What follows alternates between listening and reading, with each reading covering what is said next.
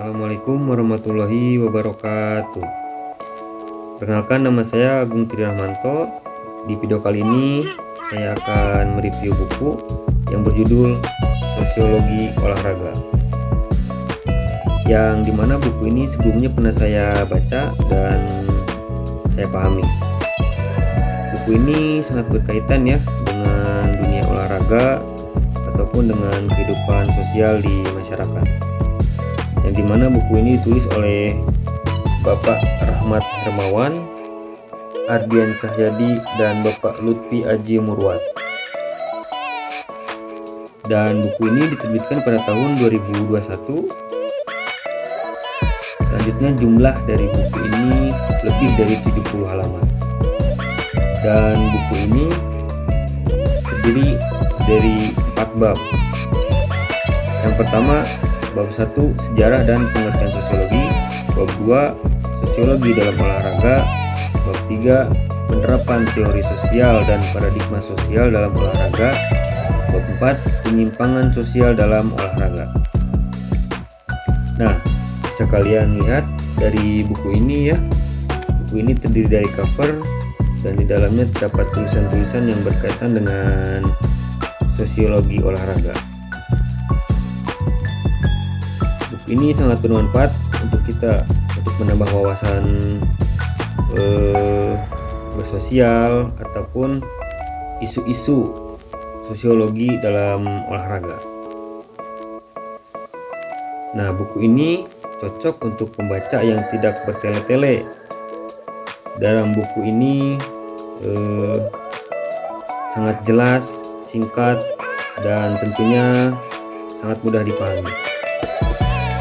Nah, dari keempat bab tersebut saya akan membahas 2 dari 4 bab, yaitu bab 2 sosiologi dalam olahraga dan bab 4 penyimpangan sosiologi dalam olahraga.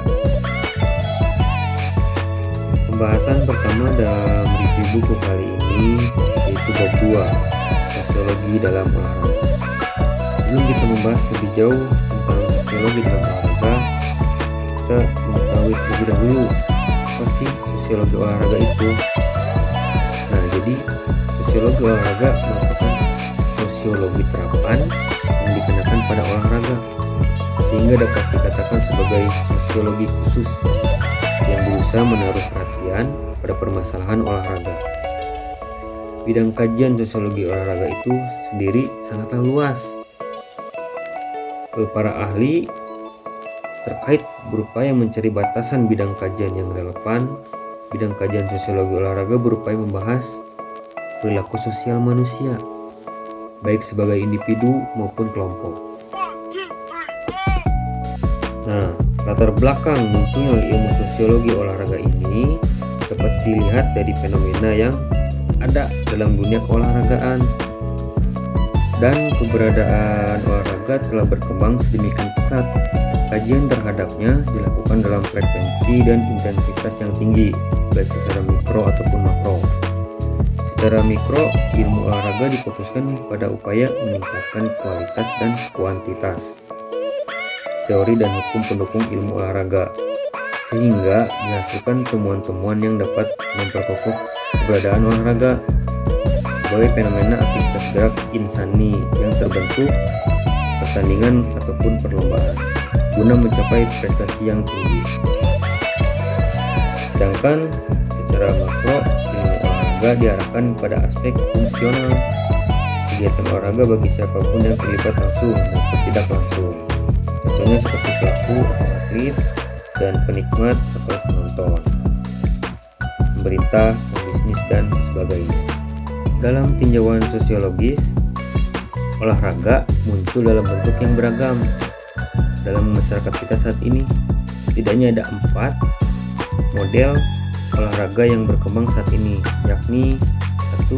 Model pendidikan, 2. Model disiplin tubuh dan rehabilitasi, 3. Kesenangan dan partisipasi, dan keempat, model kekuasaan dan penampilan. Sebagai ilmu terapan, sosiologi olahraga merupakan gabungan dari 2 disiplin ilmu, yaitu sosiologi dan olahraga. seperti yang dikemukakan oleh Donald Chu disebut sebagai perpaduan antara sosiologi dan olahraga. Nah, olahraga tidak hanya dilakukan untuk tujuan kebugaran badan dan kesehatan, tetapi juga menjangkau aspek politik, ekonomi, sosial, dan budaya. Oleh karenanya, pemecahan masalah dalam olahraga dilakukan dengan pendekatan interdisiplin, dan salah satu disiplin ilmu yang dimanfaatkan adalah sosiologi.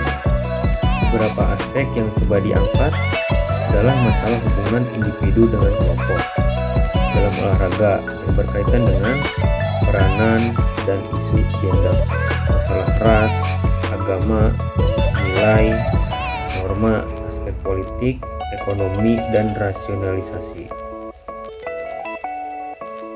Sosiologi olahraga berupaya membahas perilaku sosial manusia baik sebagai individu maupun sebagai kelompok. Dalam situasi olahraga, artinya saat melakukan kegiatan olahraga, pada dasarnya manusia melakukan kegiatan sosial yang berupa interaksi sosial dengan manusia lainnya.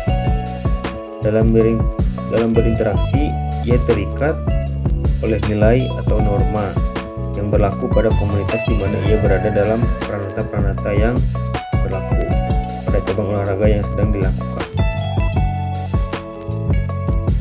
Pembahasan kedua dari review buku kali ini adalah bab 4, yaitu penyimpangan sosial dalam olahraga.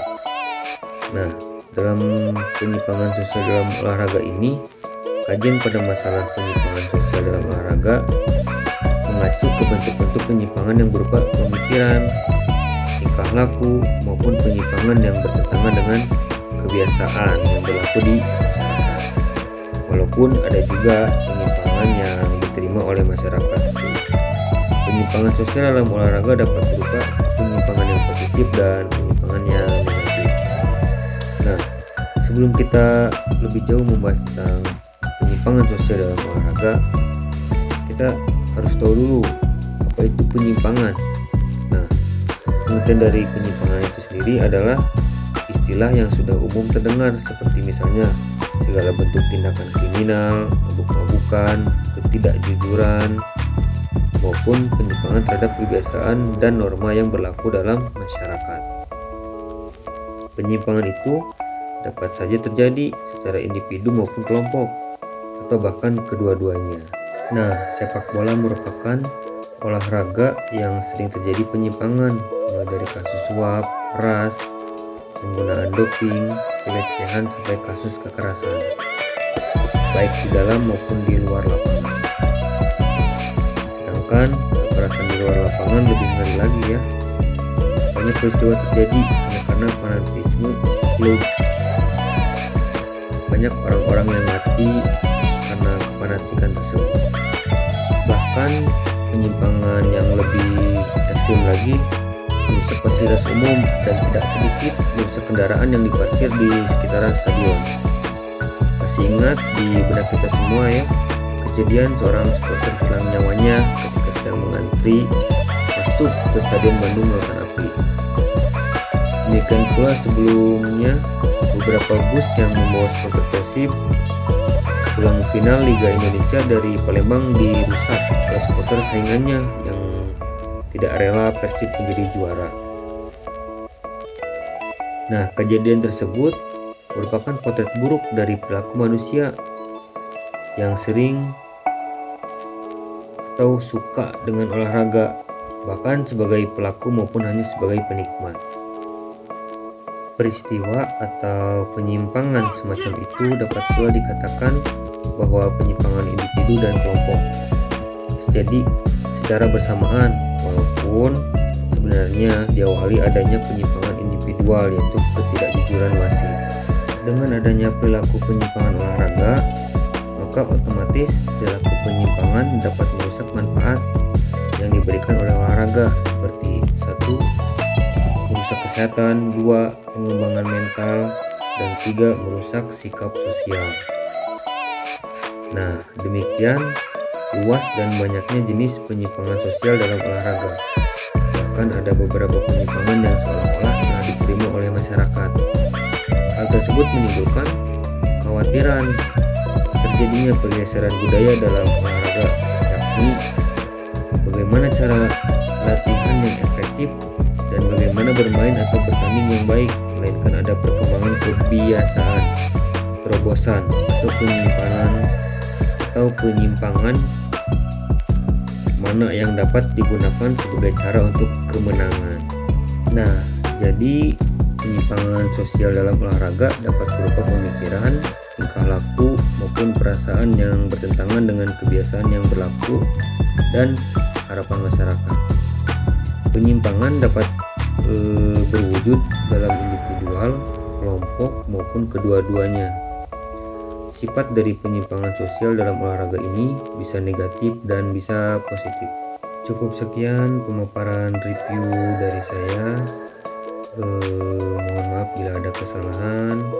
Wassalamualaikum warahmatullahi wabarakatuh.